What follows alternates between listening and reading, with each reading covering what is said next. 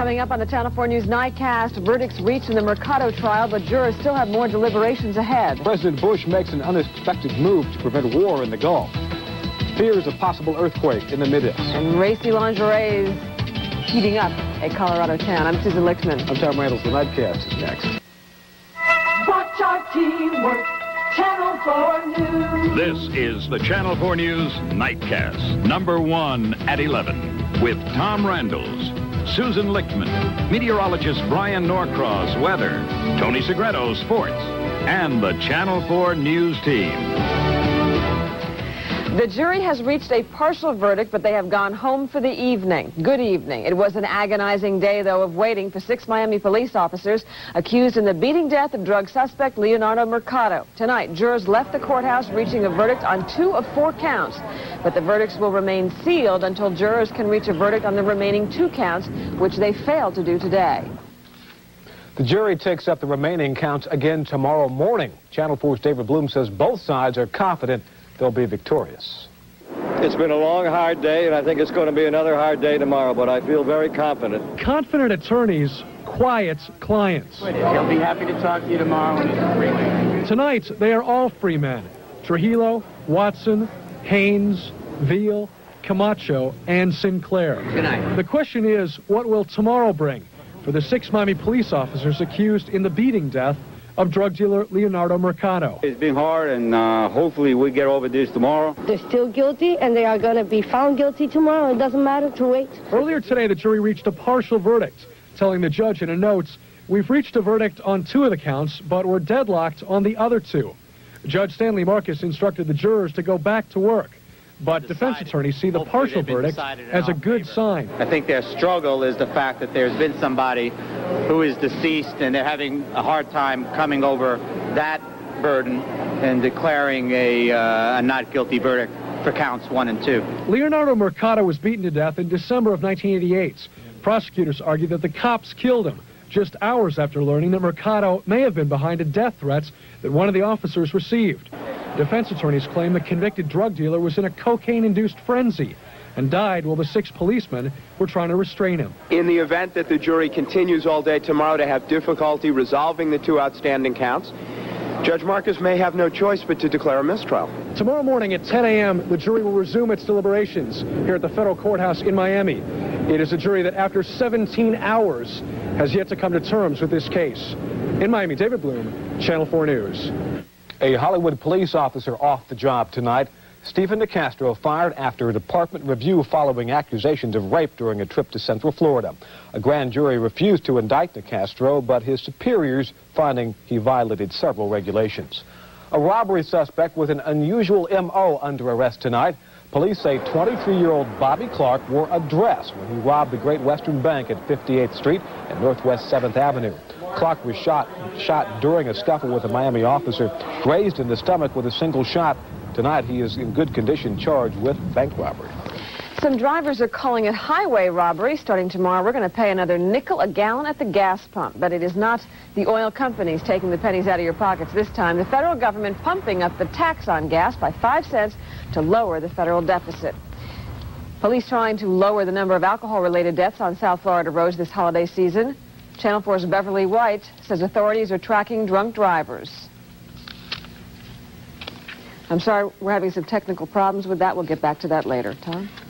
2 more organizations joining the Boycott Miami movement as word spread of the videotape portraying Miami as a racist and divided city. The National Conference of Black Mayors moved their meeting next weekend from Miami to Palm Beach Gardens. And the National Organization for Women also joined the boycott, saying it is their way to boycott racism and sexism. Here's what they had to say.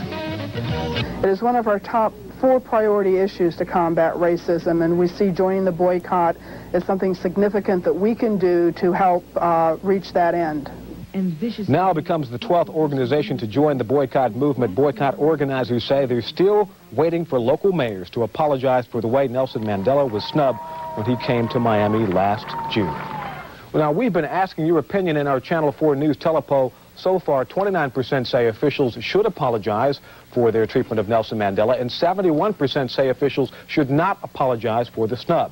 Now, you still have time to call to vote yes. call 1-900-646-0303. And if you do not think officials should apologize, call 1-900-646-0404. We'll have final results at the end of this newscast. Well, it is official. Governor Bob Martinez tapped by President Bush to become the nation's next drug czar. The president announcing the decision at the White House today. Some critics question Martinez's experience and say the nomination was political favoritism. The Senate still has to approve Mr. Bush's choice. President Bush, hearing calls for a peaceful solution to the Gulf crisis, made a surprising move today. Reversing policy, Mr. Bush offered to send Secretary of State Jim Baker to meet personally with Saddam Hussein. No word yet on whether Hussein will agree to meet with Baker, but the president made the offer to try and prevent bloodshed. How many lives? How many lives can you expend? Each one's precious. And I don't want to reminisce, but I've been there. I know what it's like to have fallen comrades and see young kids die in battle. And it's a tough question, but a president has to make the right decision. Mr. Bush saying if war breaks out, he will make sure there will be enough soldiers to get the job done. More soldiers and more planes heading to the Persian Gulf tonight. The Pentagon reportedly ordering up 300 more planes and 10,000 additional personnel. And 3,500 more reservists also heading out from 36 states. The total number of those reservists now approaching 100,000. It is the biggest activation since the 1961 Berlin crisis. Those already stationed in the Gulf getting lots of letters of support from home. If you are planning to send something to troops in the Middle East for the holidays, tomorrow is the deadline. After that, the post office won't guarantee it'll get there by Christmas. Police trying to lower the number of alcohol-related deaths, as we told you earlier, on South Florida roads this holiday season. Channel 4's Beverly White says authorities are tracking drunk drivers with videotape. These images may seem unusual to the untrained eye, but police officers across the nation have grown quite familiar with them. It's the view from a patrol car outfitted with video gear. And these images amount to the kind of evidence that takes an impaired motorist from behind the wheel and puts him in jail instead. As part of the latest DUI crackdown, video cameras and the officers that control them are patrolling the streets of Hollywood until 4 a.m. Saturday. I think we're going to be doing these more often because we do have this state-of-the-art equipment now, and it is assisting us in the prosecution. And we did have quite an extensive amount of fatal accidents last year that were alcohol-related. It's been about a year since the Mothers Against Drunk Drivers provided video cameras for patrol cars in Hollywood, Fort Lauderdale, and Broward County. Today, that equipment is widely regarded as necessary, even vital, to comprehensive DUI enforcement. Half a dozen video-equipped cars are on the road in Hollywood at any given time. For true believers like Nardello, video is a law enforcement tool whose time has come. We may be able to see, that this might catch somebody or help prosecute somebody that injured an officer that he can't testify against. Video will likely enhance tonight's DUI crackdown. As it is, the campaign is gaining momentum as the Christmas and New Year's holidays draw near. For anyone who missed the point, the message is don't drink and drive. Or you could make your television debut in court on videotape for all the wrong reasons. In Hollywood, Beverly White, Channel 4 News. Still ahead on the Channel 4 News, some real trouble from Mother Nature. We will tell you how long it has been since the tides have been this high in South Florida. And it's not Petticoats that has this junction up in arms. We'll explain this and more. But first, here's Brian Allen at the Storm Center. Well, those winds and high tides will probably decrease by Sunday, but there's a lot more sunshine on the way. Speaking of sunshine, Ned Smith. All right, Brian, another milestone for the Birdman, the Knowles and Gators in basketball and football, and an All-American comeback for Andre in the Davis Cup final at St. Petersburg. Just ahead on the Channel 4 News Nightcast.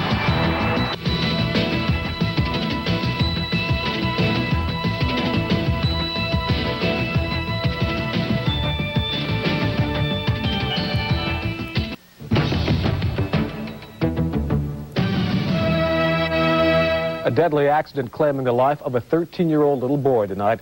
William Pearson was riding his bike on Northwest 67th Avenue in Miami Lakes when police say he rode into the path of a car. Pearson was airlifted to Jackson Hospital where he later died. Charges against the car's driver are pending. Actor Burt Lancaster hospitalized tonight in serious condition. Doctors at a California hospital say they do not know what is wrong with him. He is in the intensive care unit. Lancaster is a veteran of more than 60 movies. Dangerous riptides hammering away at our beaches this weekend. The sun, the moon, and the earth lining up in an unusual way to create the highest tides in 60 years. The huge waves particularly eating away at Haulover Beach. In the past 2 weeks, lifeguard towers have been pulled back twice to avoid being swallowed up by the advancing water. The riptides may be strong, but there is good news. The 1990 hurricane season is officially over tonight. What season, you say? Well, though there were predictions this year would be riddled with fierce storms, none materialized. Tropical storm Marco was the only storm this season to make landfall. Experts believe a dry spell in Africa is responsible for the reduction in the number and strength of those storms. Susan, maybe a storm of controversy here. A racy new fashion trend stirring things up out east. A general store in northern Colorado selling more than just the basics. The Masonville store is specializing in lingerie, a lot steamier than plain old petticoats. I don't know very many people that don't have lingerie. Some people are just a little embarrassed to go to a store and buy it, but everybody likes it because it makes you feel so good. Other customers say they don't mind buying sexy stuff among the fishing lures, and they even prefer it to going to the malls. I am not going to say a word. Still What's ahead. Still ahead on the Channel 4 News Nightcast. Cross-state rivals Ned Smith clash on the gridiron tomorrow. Ned has a FSU Florida preview. But first, you're a winner if you pick tonight's cash for the combination. The numbers are 0, 1, 1. And the winning Fantasy 5 numbers, 17, 30, 27, 32, 23. Good luck. The Tony Sports Updates every weekday morning on Magic 102.7.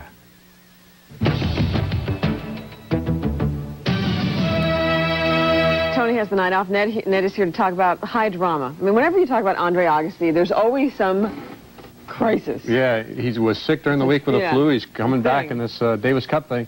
It's the first time for Florida sports, one of the premier events in tennis, the Davis Cup final. The only tennis event where fans put on their game faces just like the players. And flag waving is not only okay, it's encouraged. It's us against them at the St. Petersburg Suncoast Dome. And it was Andre Agassi against the unknown man from down under, Australia's Richard Bromberg in the opening singles match. Bromberg stung Agassi, winning the first set. Australia's best clay court player was making a smashing success in his Davis Cup debut. He was in charge early, but watch this point by Agassi. Twice he had to come from a set down to force a deciding fifth set. And 4 hours after it started, Agassi, the overwhelming favorite, escaped with a 4-6, 6-2, 4-6, 6-2, 6-4 win. In the second singles match, Michael Chang leads 2-0 over Darren Cahill. Tomorrow night they'll play on the football field, but to kick off a wild weekend in Tallahassee, Gators and Seminoles met on the basketball court. Gators looking for their first win in 3 outings under new head coach Lon Kruger. Florida in blue using good defense to help their offense. Jose Grimsley with a steal and the layup at the other end. Gators jump out to a 39-30 halftime lead. The Seminoles try to whittle away at it. Former Miami High standout Douglas Edwards leading the way with 2 of his 20 points. This turned out to be no contest. Dwayne Davis throws down 2 of his 15 points as Florida beats FSU 85-68. Big hand for the Birdman, please. Larry Bird reaching another milestone tonight.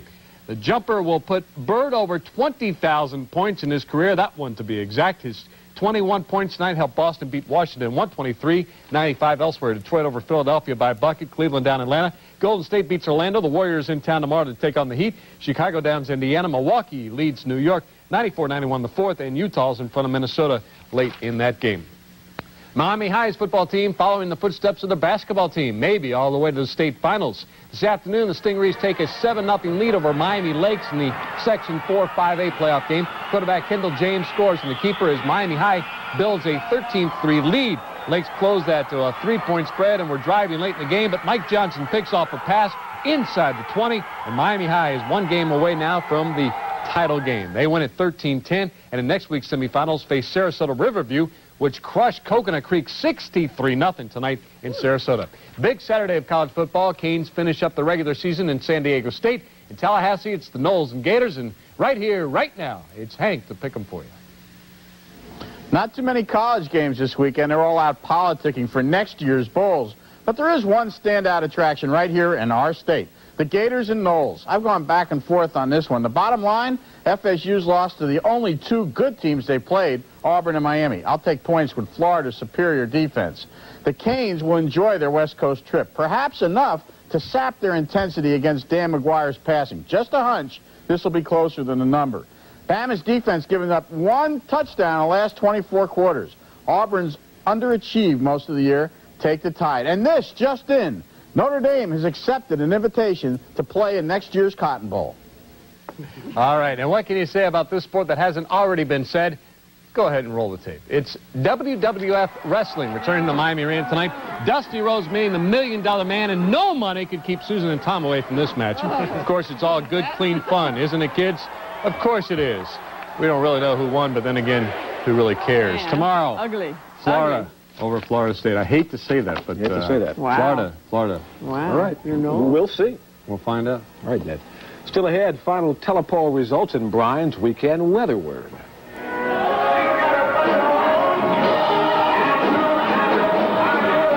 And songs of the season next on the Nightcast.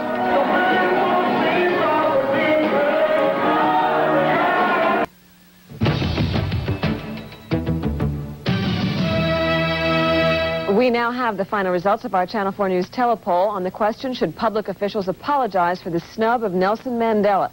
29% say yes, 71% say they should not apologize. A reminder, our poll is not scientific, it is just a sampling of viewer opinion. The Midwest bracing this weekend for a possible earthquake. At least one seismologist predicting a tremor will rattle along the New Madrid fault centered near the city of the same name in Missouri. Some residents are concerned, saying they'll take precautions. Others plan to party throughout the weekend. And speaking of partying throughout There are always the those weekend, people that try to flirt with natural disasters. Yes, they do. And speaking of flirting with natural disasters and other things, how about the weather forecast? It's looking good if you can hang on till Sunday. Okay. More wind for tomorrow, so if you're doing boating, I'd save it for Sunday. All right. Susan, if you wait say till Sunday. Okay. So let's go outside right now on the roof of the Channel 4 weather station. 72 degrees. The temperature here in downtown Miami. The feels like temperature at 72 as well. Humidity 58%. Winds are out of the east at 10. And we've had just a trace of rain so far. The temperatures around the rest of the region. Everybody, 71 degrees in Miami. A pair of 72s for the beach and Fort Lauderdale. Kendall right now at 70. Key West, 74 degrees. How did we compare today? 78, the normal high. Well, we're right there. The low 69, we should be at about 63 degrees. Let's go outside to Clearview radar.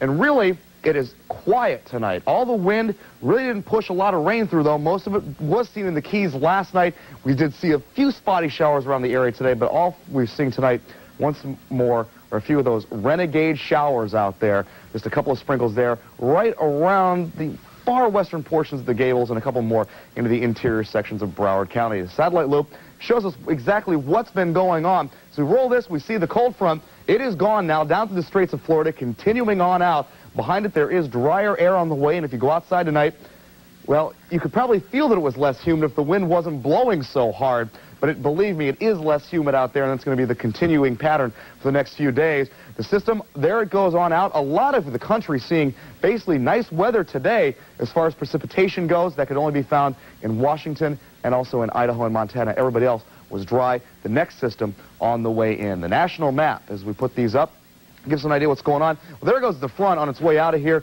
We are still looking at those coastal flooding conditions all the way through until about Sunday morning. High pressure bringing some cooler and drier air on the way in.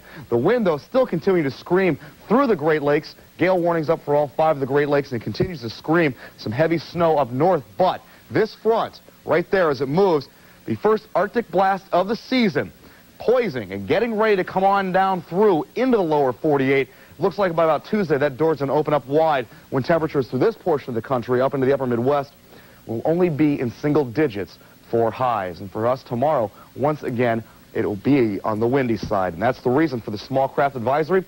Tomorrow, winds out of the northeast at 20 to 25 knots. Seas running 6 to 9 feet. The bay water's rough. Surf temperature 79 degrees. For the evening tonight, windy, cooler, some partly cloudy skies. Look for a low of 65 degrees. For tomorrow, back into some sunshine, but it's still going to be really windy, a high of 77. And for Sunday, more sunshine, a nice day, a high of 78 degrees. And a real quick trivia fact for you, Tom and Susan. The last time they felt an earthquake on the New Madras Fault was in 1823, and Thomas Jefferson felt it clear in Washington, D.C. Let's hope they don't feel it tomorrow. He did his homework, didn't he? He certainly did. All right. That's it. The weekend's here. Time to wrap things up. Thanks for watching us. We leave you with some sounds of the season from the Good News Little River Baptist Church Choir before they left for Italy to join 200 other choirs from around the world. And the names of the people who bring you the Channel 4 News every night. Good night.